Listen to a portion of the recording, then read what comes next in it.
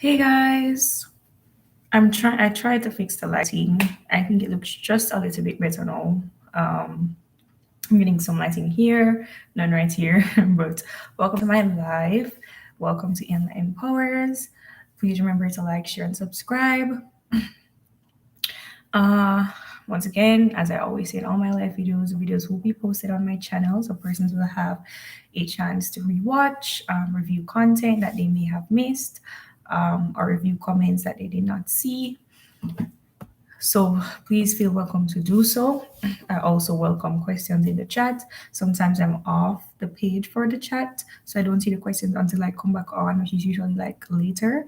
So please bear with me if you're waiting for your question to be responded to. I will do so as soon as I see the question. So for today's video, we will be speaking about sustainability. And if you know me, you know that that's one of my favorite things to talk about: climate change, sustainability. But under sustainability, I'll be speaking about sustainable energy, renewable energy, and we'll be exploring more about that and then tips that you can use to save energy in your own home. All right, so it's going to be a short video, but it will be interesting, it will be fun. Let's get into it. So, what is a renewable energy source? What do you think renewable means? Renew. Renew. When you hear renew, what do you think? When I hear renew, I think coming to life again, just always being there, always replenishing itself. And that's basically what renewable energy is. So, a renewable energy source means energy that is sustainable, back with that word. And sustainable just means something that can't run out or it's endless. So, it's sustainable, it's forever there, it won't run out, it's endless, like the sun. The sun is always there. You can always look out for the sun every day, it's always there, it never runs out. There's never a day when we can say tomorrow we'll probably not have enough sun, not because of clouds or anything like that, but because it's going to run out. It's just not going to run out. It's renewable, it's endless. So when you hear the term alternative energy, it's usually referring to a renewable source of energy. It means sources of energy that are alternative to the most commonly used non sustainable sources. So we commonly use non sustainable sources right now, such as fossil fuels. So we have coal, oil, natural gas. These are stuff that are harmful to the environment and contributes to climate change. So in order to change that and get cleaner per se energy, we use sustainable sources of energy or alternative sources of energy. So what is zero carbon or low carbon energy? So carbon is what we get from our fossil fuels. So what is zero carbon energy? Well, it is nuclear generated electricity where it isn't renewable, but it's zero carbon, meaning its generation emits low levels or almost no carbon dioxide, just like renewable energy sources. So it isn't renewable, right? It's not renewable. However, it does not have the effects as other non renewable energy sources, such as fossil fuels and natural gas and oil, because it does not emit carbon dioxide, or if it does, it emits very little. So, this is another way. So, some persons will speak of nuclear energy. And nuclear energy is mostly powered by uranium. That, of course, is not renewable. However, it is a safe source of energy because it has zero carbon or low carbon. But let's talk about the most popular renewable energy sources. When you think renewable energy source, what's the first thing that comes to mind? I can tell you mine, it's solar energy. That's the first thing I think about when I hear renewable energy source. I think, oh, the sun, solar energy. Then you have wind energy, you have hydro energy, tidal energy, geothermal energy, and biomass energy. There's so many, right? And usually you think about probably three renewable energy: solar, wind, water. And sometimes we'll kind of end there, but there's so much more, you know? So the first one we're going to speak about is the most common one, well, for me, and that's solar energy. So sunlight is one of our planet's most abundant and freely available energy sources. The sun is why we're surviving to this day. It is the source of energy. It gives the plant energy, and we get energy from the plants, and life goes on. It's the most abundant. It's never ending. So the amount of solar energy that reaches the Earth's surface in 1 hour is more than the planet's total energy requirements for a whole year. Did you hear that? If you didn't, go ahead and replay. So, although it sounds like a perfect renewable energy source, the amount of solar energy that we can use varies according to the time of day, the season of the year, as well as the geographical location. And there's a lot of things that should be taken into consideration. Where you are, if you're located in the tropics, you know you're getting more sunlight. The sun is directly overhead the equator, direct sunlight, versus if you live towards the poles where you're getting less sunlight because the sun rays are spreading at a wider distance. It's not as direct. Especially when you're living towards the poles, it's colder, so there's more winter days versus summer days, which means you're not getting as much sun as the tropics. So these are things that should be taken into consideration, seeing that sunlight isn't distributed equally across the planet. However, it still remains an abundant source of energy, and through the use of solar panels, many businesses, organizations, corporations are using solar energy as a form of energy to steer away from fossil fuels, oil, and natural gas. Right? So, next energy that we're going to speak about is wind energy, and this is also very abundant. You go outside, there is wind, there is air. So, wind is a plentiful source of clean energy. Wind farms are what you call them, are an increasingly familiar sight, especially in the United Kingdom, with wind power making an ever increasing contribution to the national grid. And the national grid is just a source of electricity across the nation, where you have wind turbines. So, turbines are the drive generators which spin due to wind, and these are our source of that's the main source of acquiring wind energy. So where you have a lot of wind turbines, you call it a wind farm. So, to harness electricity from wind energy, turbines are used to drive generators, which then feed electricity into the national grid. So, the turbines spin. And what you think happens when there's a lot of wind? Is the turbine going to spin faster or slower? Faster. Where there's more wind, turbines are spinning really fast. Where there's less wind, you have a slow spinning turbine, but nevertheless, energy is being generated. So, although domestic or off grid generation systems are available, not every property is suitable for a domestic wind turbine. And there's also a lot of other things. Wind turbines are very big. You need to have more than one to have the effect of generating enough electricity. Some people don't want like these tall wind turbines in their homes, and that's just reality. Persons are really preferenced in terms of like what they want, what they don't want. Some persons don't want 3 4 wind turbines in their home. They would prefer a solar panel over that, you know what I mean? And then again, persons prefer not to have a solar panel on their home. So it all boils down to preferences, but large industries or corporations that need a vast amount of electricity usually have the space to host these wind turbines. All right, let's talk about hydro energy. When you think hydro, you think water. So, as a renewable energy source, hydropower is one of the most commercially developed.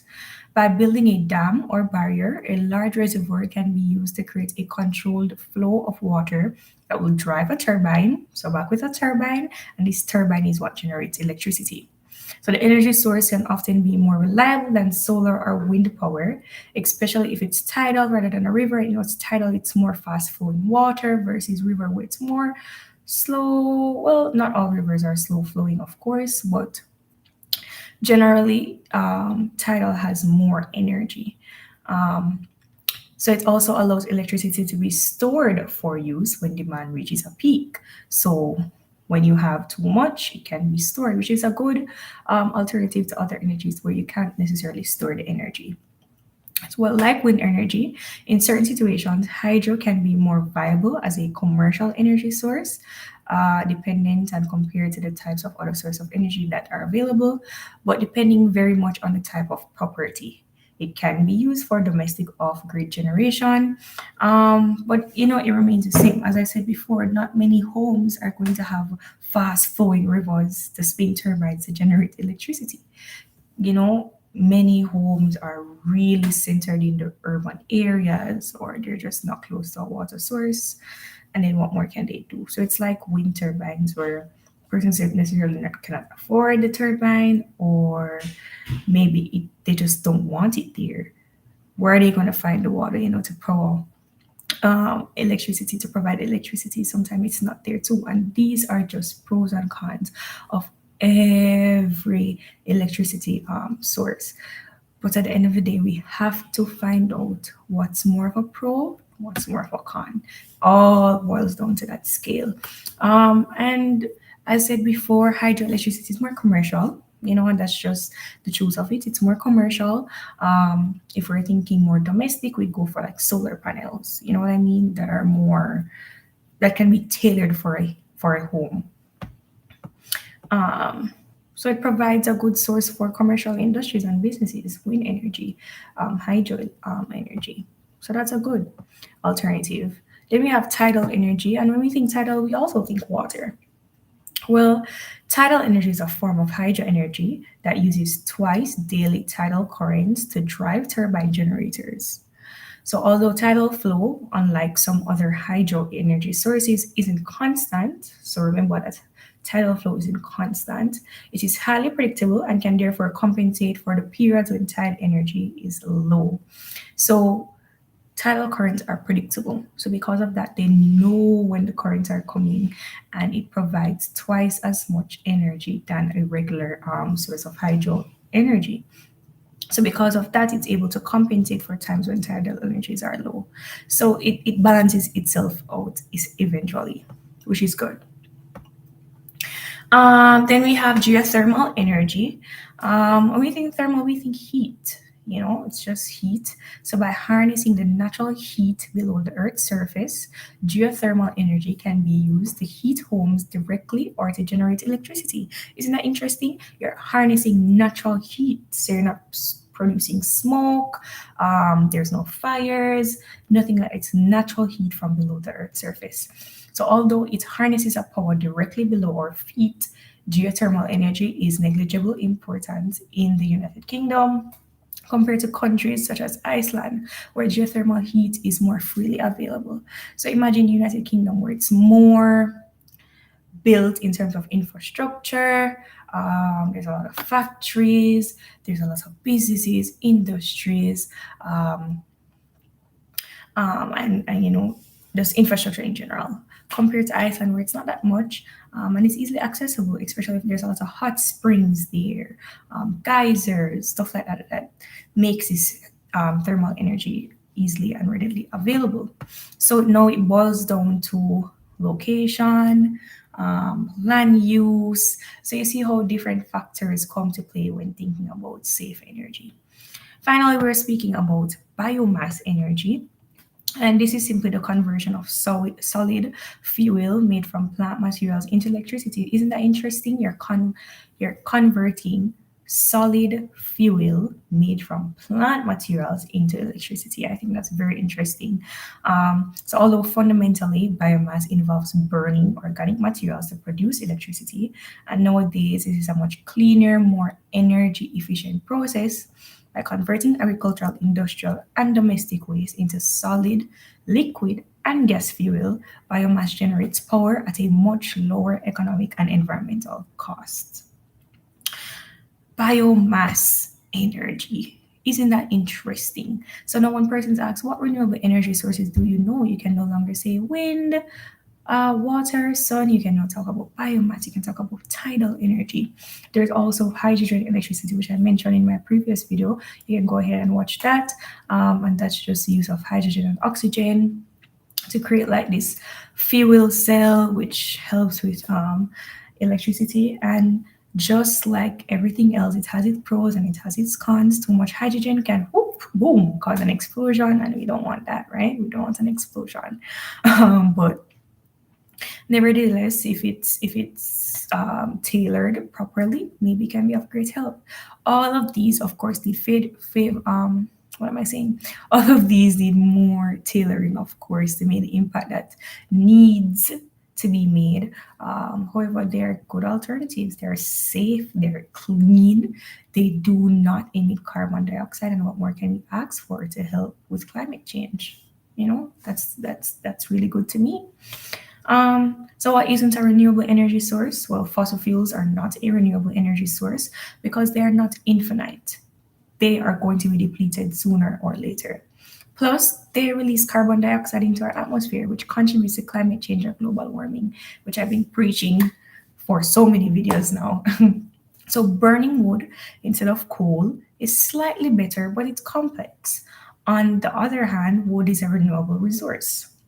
So, you can always get wood, right? But you can't always get coal.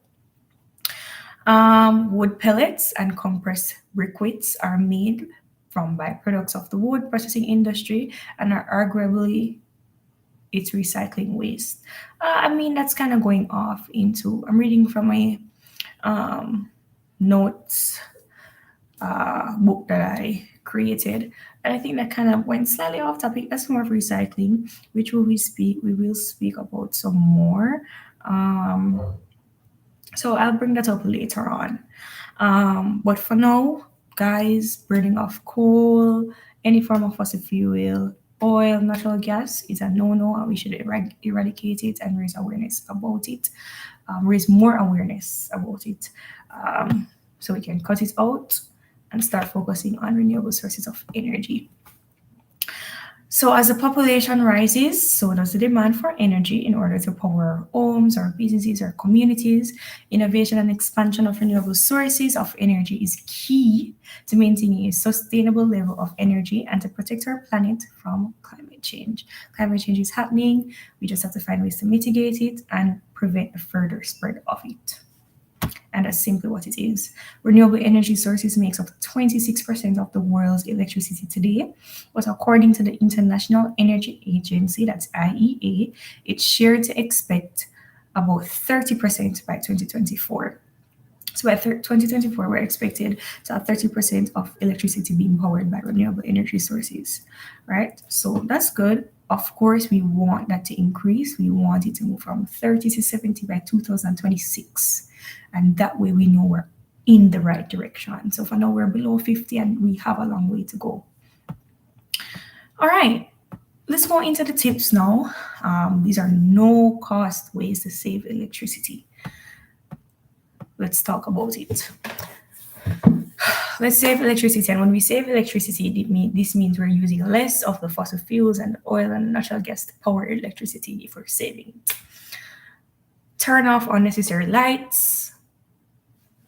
2 100-watt incandescent bulbs switched off by an extra 2 hours per day could save you $15. That's $15 US over a year. Better yet, switch to LED lights. So much we're saving. So I'm going to tell you what you can do and how much you can save. And of course, it's going to be translated into US dollars. But you can go ahead and convert that as you'd like. So use natural light, and that saves you $9 a year. Use task lighting, and that saves you $6. So if you turn off your ceiling lights and use table lamps, track lighting, or under counter lights in work and hobby areas such as the kitchens, you're saving $6 a year. Take shorter showers. Why do you have to spend an hour in the shower? I mean, listen, I'm not saying to spend like 5 minutes or 10. Well, let's cut the whole hour into half. Let's spend half an hour in the shower. We're going to save $6. Oh, we're going to save $30. My bad. I was referring back to using task lighting. So if you take shorter showers, you're saving $30 a year. Okay? So turn water off when shaving, washing hands, brushing teeth. You're saving $19 annually. Fix that leaky faucet. If you have that faucet that's leaking every day, imagine how much water you're wasting after a month.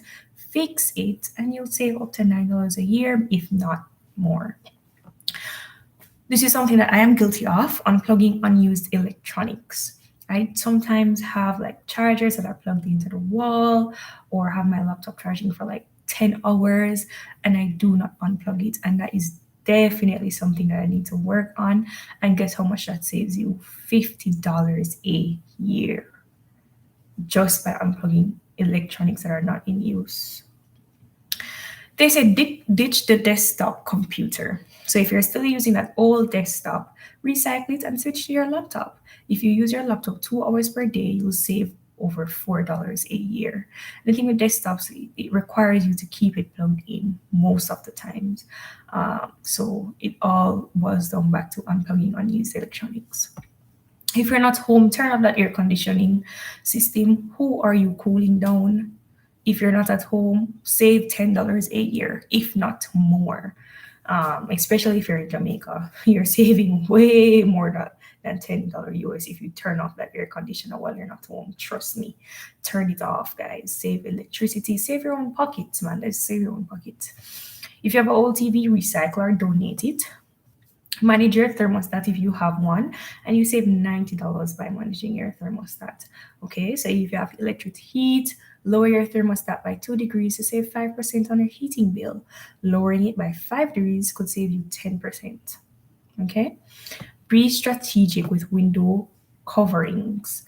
You could save up to $10, that's 2 fans, or $45, one window unit AC during the summer, right? Turn off the fans, turn off the AC sometimes. Just open your windows, take in some air, and save some money. Save electricity as well. Reduce heat in the kitchen. So avoid using oven in the summer when it's going to be extremely hot. Try salads and smoothies or barbecue, and you'll reduce heat in your home and save on your cooling costs. Right? Yeah, reduce that heat in your home, and also live a healthier lifestyle, guys. Try salads and smoothies. So many things that you can benefit from. If you're washing run full loads, don't wash that one shirt because it's dirty, and then tomorrow you wash another shirt, and then like 2 days from now you wash like 6 shirts, and then the next day you wash like a pants. Gather your clothes and wash a full load. Hang dry your laundry. If you don't have to use your dryer, don't use it. Hey, if you can hang dry your laundry, one, it's better, it's getting air, it's getting the sunlight. But if you can like hang your clothes, why not do that and save some money rather than using the dryer? But if you can't, don't feel like you have to do what you have to do to ensure that your clothes are dried. But if you can, why not do it? Be efficient with refrigeration. A lot of persons like to keep the fridge door open, especially when they're not really in the fridge, or if they just want to feel like it's easier to just have it open. So when you're finished doing what you're doing, you can just easily put it back in the fridge. Just close the fridge door. Be efficient with your fridge. And also preserve what's in your fridge as well. Think about stuff like that. It says use a microwave, crockpot, or toaster oven. So our microwave takes 15 minutes to do the same job as 1 hour in an oven. If you like that, you can definitely do that. I prefer sometimes to use the oven. I think it's just better. But hey, if you feel like you're really committed to saving the environment and saving electricity and also costs, listen, do what you have to do. And those are just some no-cost ways to save electricity. As a matter of fact, it's making costs more efficient. So that's the best thing that can be done. All right, guys. So that's the end of my video. I hope you learned a lot about sustainability, sustainable energy, sustainable resources, helping to fight against climate change. It's a very important topic, and we need to raise awareness about it. And that is what I'm here to do. Okay, see you next week in the next video, guys. Remember to like, share, and subscribe. Have a great rest of week. If you have any questions, please leave comments under my videos. I will see them. I will respond back to you. If you also have any video topic ideas, I'm very interested to hear what you have to say. And I will definitely create videos about whatever ideas you share with me. All right, guys. Thank you so much. Peace. Have a great day.